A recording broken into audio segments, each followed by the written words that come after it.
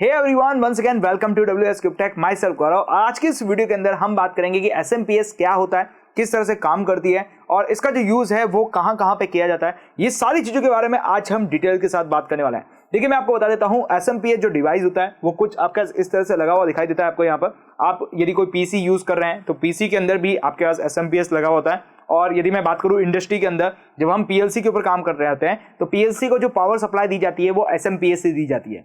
तो बेसिकली बात करें तो SMPS काम क्या करती है। SMPS आपके पास जो भी आपकी AC करंट आती है उस AC करंट को DC करंट के अंदर कन्वर्ट करने का काम करती है।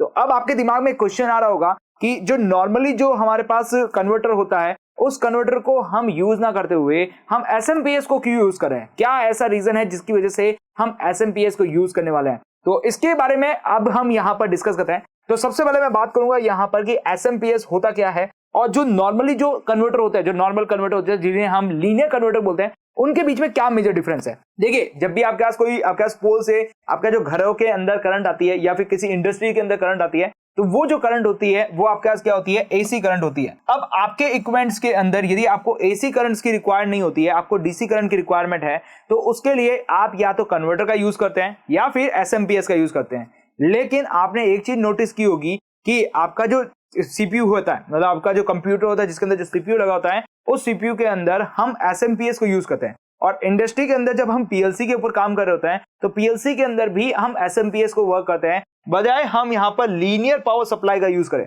अब इन दोनों के बीच में क्या मेजर डिफरेंस है, जरा इनको समझते हैं। तो देखिए, सबसे पहले मैं बात करना चाहूंगा यहाँ पर लीनियर पावर सप्लाई के बारे में। तो लीनियर पावर सप्लाई के अंदर क्या होता है कि सबसे पहले आपका जो 220 वोल्ट AC जो सप्लाई आपको दी जाती है वो कहां पे जाती है, ट्रांसफार्मर को दी जाती है। देन ट्रांसफार्मर के बाद में आपके पास रेक्टिफायर लगा होता है जिसकी वजह से जो आपकी AC करंट है, देखिए ट्रांसफार्मर हमने क्यों यूज किया कि आपके पास जो हाई वोल्टेज करंट आ रही है, जो 220 वोल्टेज जो करंट आ रही है, उस करंट को स्टेप डाउन करने के लिए हम क्या करते हैं, ट्रांसफार्मर का यूज करते हैं। अब जो स्टेप डाउन करी हुई जो आपके पास करंट होती है उस करंट को आप क्या करते हैं, रेक्टिफाई करते हैं। रेक्टिफाई करने मतलब आपके पास AC करंट के से DC करंट के अंदर कन्वर्ट किया जाता है। फिर उसके बाद में उसको स्मूथिंग की जाती है, मतलब उसके अंदर कोई भी हार्मोनिक होते हैं उन हार्मोनिक को आप क्या करते हैं, उसे रिमूव करते हैं और उसके प्योर आपके पास DC के अंदर कन्वर्ट किया जाता है। देन प्योर DC के बाद में उसे रेगुलेट करते हुए लोड के ऊपर ट्रांसफर कर दिया जाता है। लेकिन बात करें एक SMPS के बारे में, तो एक SMPS के अंदर आपके पास जो आपकी जो इनपुट डिवाइस इनपुट है, जैसे कि आपके बात करें 220 वोल्ट जो आपके पास AC है, उस AC को आपको पहले दे दिया जाता है रेक्टिफायर को। मतलब आपकी जो AC है उस AC को आपने स्टेप डाउन करे बिना ही आप पहले क्या करते हैं, रेक्टिफाई सर्किट को देते हैं। फिर रेक्टिफाई सर्किट के अंदर आप क्या करते हैं, उसे कन्वर्ट करते हैं। कन्वर्ट कैसे करते हैं, मतलब हाई वोल्टेज से लो वोल्टेज के अंदर कन्वर्ट किया जाता है। तो यहां पर आपके पास लगा होता है ट्रांसफार्मर। देन ट्रांसफार्मर के बाद में आपके पास फिर से एक रेक्टिफायर डिवाइस लगा होता है जिसकी वजह से उसके अंदर जो स्मूथनेस है, जो भी आपके पास हार्मोनिक्स हैं, उन सभी को हटाकर प्योर DC के अंदर कन्वर्ट कर दिया जाता है। देन जो आपके पास आउटपुट मिलता है वो आपके पास क्या होता है, प्योर DC आपको यहां पर देखने को मिलती है। तो अब देखिए, इन दोनों के बीच में फर्क देखें तो फर्क तो आपके पास पहला ही दिखाई दे रहा है सर्किटरी का। देन सेकेंडली यहां पर मेजर चीज है यहाँ पर कि हम नॉर्मल जो लीनियर पावर सप्लाई जो होती है, जो हमारे कन्वेंशनल होती है, जिसे हम कन्वर्टर बोलते हैं, उस कन्वर्टर को यूज ना करते हुए हम SMPS का यूज क्यों कर रहे हैं। देखिए, इसके पीछे रीजन ये होता है कि जब हम लीनियर पावर सप्लाई की बात करते हैं तो लीनियर पावर सप्लाई के अंदर जो एफिशिएंसी मिलती है वो आपको 50 to 60% आपको एफिशिएंसी मिलती है।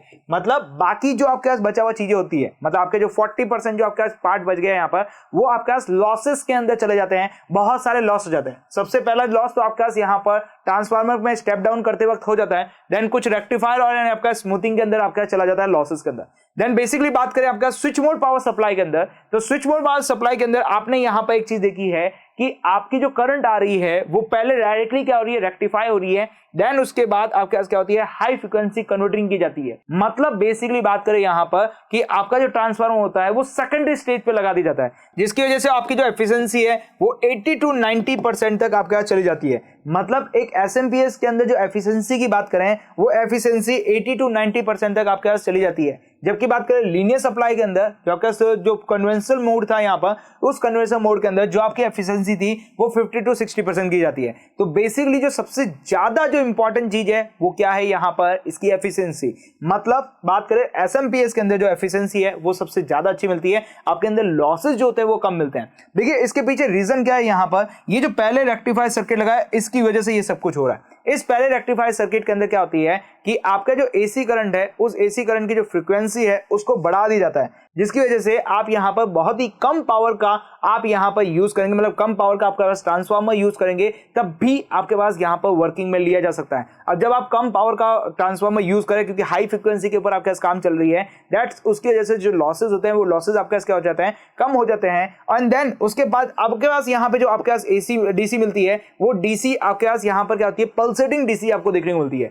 मतलब यहां से जो डीसी आपको मिलेगी वो कैसी मिलेगी, आपके पास कुछ इस तरह से पल्सेटिंग डीसी मिलने लग जाएगी। अब इस पल्सेटिंग डीसी को आपके पास प्योर डीसी के अंदर कन्वर्ट करने के लिए फिर से एक रेक्टिफायर सर्किट लगा दिया जाता है।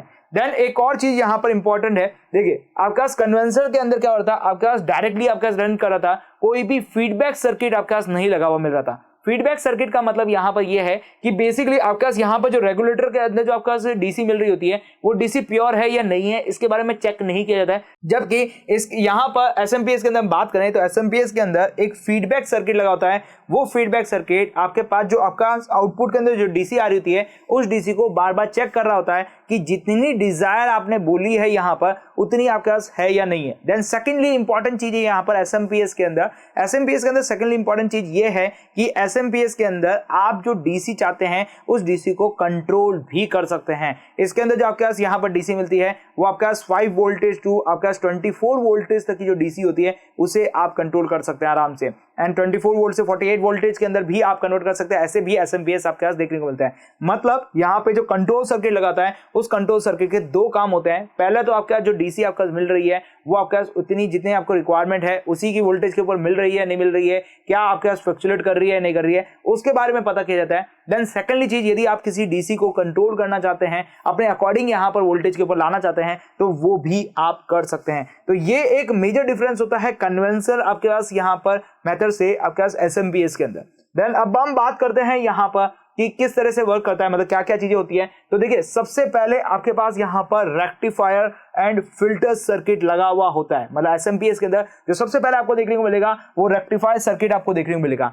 देन सेकेंडली जो रेक्टिफायर सर्किट होता है इसके बाद में आपको देखने को मिल जाएगा चॉपर, जिसकी वजह से आपका जो फ्रीक्वेंसी होती है उसे कंट्रोल किया जाता है। देन उसके बाद आपके पास क्या मिलेगा, ट्रांसफार्मर मिलेगा, जिसे आप क्या कर सकते हैं, एक ट्रांसफार्मर मिलेगा, उस ट्रांसफर की वजह से आपकी जो वोल्टेज है उस वोल्टेज को आप क्या कर सकते हैं, स्टेप डाउन कर सकते हैं। देन सेकेंडली आपके पास फिर से एक फिल्टर सर्किट मिल जाएगा, क्योंकि मैंने आपको बोला था यहाँ पर कि जो आपके पास यहाँ पर डीसी मिलती है वो डीसी आपके पास क्या होती है, पल्सेटिंग डीसी होती है, जबकि आपको यहाँ पर पल्सेटिंग नहीं, आपका स्मूथ डीसी चाहिए, यहाँ पर एक continuous time period continuous DC चाहिए यहाँ पर। तो बेसिकली इस तरह की डीसी आपको रिक्वायर होती है, तो उसके लिए फिर से आपके पास फिल्टर सर्किट लगाया जाता है। तो आपके पास यहाँ पर फिल्टर सर्किट सबसे लास्ट में एक और दे दिया जाता है, जिससे आपकी पल्सेटिंग डीसी को क्या कर सकते हैं, यहाँ पर नॉर्मल डीसी के अंदर कन्वर्ट किया जा सकता है। एंड उसके बाद में आपके पास फिर से एक आपका चॉपर कंट्रोल डिवाइस लगाया जाता है, जो आपके पास दो मेजर काम करता है। पहला मेजर काम है एक तो वोल्टेज कंट्रोल का। देन सेकंड आपके पास क्या हो रहा है कि यहाँ पे जो आपका डीसी मिली है वो डीसी आपकी जो डीसी मिलनी चाहिए थी उसको चेक करता है कि उतनी डीसी है या नहीं है, मतलब उसकी प्योर डीसी है या नहीं है। यदि वो प्योर डीसी नहीं है, दैट्स वो कंट्रोल सर्किट के थ्रू फिर से वो उसके जो डीसी का जो पाथ आ रहा है उसे वो क्या करता है, कंट्रोल करता है। तो इस तरीके से आपका क्या करता है, एसएमपीएस यहाँ पर वर्क करता है। आई थिंक आपको क्लियर समझ में आ चुका होगा कि एसएमपीएस किस तरह से काम करता है। अब एक बार फिर से मैं बता देता हूँ यहाँ पर। तो यहाँ पे ट्रांसफार्मर लगा होता है एंड नीचे फीडबैक सर्किट की बात करें तो फीडबैक सर्किट के अंदर आपके पास कुछ आउटपुट सेंसर्स लगे होते हैं एंड उसके बाद आपके पास एएमपीएस लगा होता है, आइसोलेशन लगा होता है, रेफरेंस लगा होता है और ऑक्सीलेटर लगा होता है। तो ये सारी चीजें यहाँ पर लगाकर एक एसएमपीएस को तैयार किया जाता है। अब देखिए यहाँ पर बात करें तो एसएमपीएस कितने कितने टाइप्स के आते हैं। तो एसएमपीएस आपके पास ये सारे टाइप्स के आते हैं, जिसमें आप एसी टू डीसी कर सकते हैं, डीसी टू डीसी भी कर सकते हैं, डीसी टू एसी कर सकते हैं और एसी टू डीसी कर सकते हैं। तो ये सारे आपके पास क्या होते हैं, एसएमपीएस देखने को मिलते हैं। एसएमपीएस की फुल फॉर्म की बात करें तो स्विच मोड पावर सप्लाई की बात बोला जाता है यहाँ पर। और ये जो आपका स्विच मोड पावर सप्लाई है वो नॉर्मली जब हम पीएलसी के यूज करते हैं तो पीएलसी के अंदर आपका कुछ इस तरह से दिखाई देता है। एंड देन बात करें आपका जो सिस्टम होता है, जो कंप्यूटर सिस्टम होते हैं उसके अंदर जो एसएमपीएस लगे होते हैं वो कुछ इस तरह से लगे होते हैं। ये चीजें तो आपने नॉर्मली देखी होगी अपने अपने सीपीयू को। यदि नहीं देखा है तो सीपीयू को ओपन कीजिए, सीपीयू को ओपन करते ही आपके पास इस तरह से एसएमपीएस देखने को मिल जाएगा। तो बेसिकली इसके यूज करने का पीछे रीजन क्या है, यहाँ पर इसकी एफिशिएंसी है, यहाँ पर इसकी बहुत अच्छी एफिशिएंसी आपको देखने को मिलती है और लॉसेस जो है वो बहुत ही कम देखने को मिलता है। तो आई होप सो समझ में आ चुका होगा कि एसएमपीएस क्या होता है, किस तरह से वर्क करता है और कौन सा फीडबैक पाथ होता है एंड कहां पे यूज किया जाता है। तो फिलहाल आज की वीडियो के लिए बस इतना ही रखते हैं, मिलते हैं हमारे अगली वीडियो के साथ। तब तक आप हमारे साथ यूं ही बने रहिए। Till then good bye.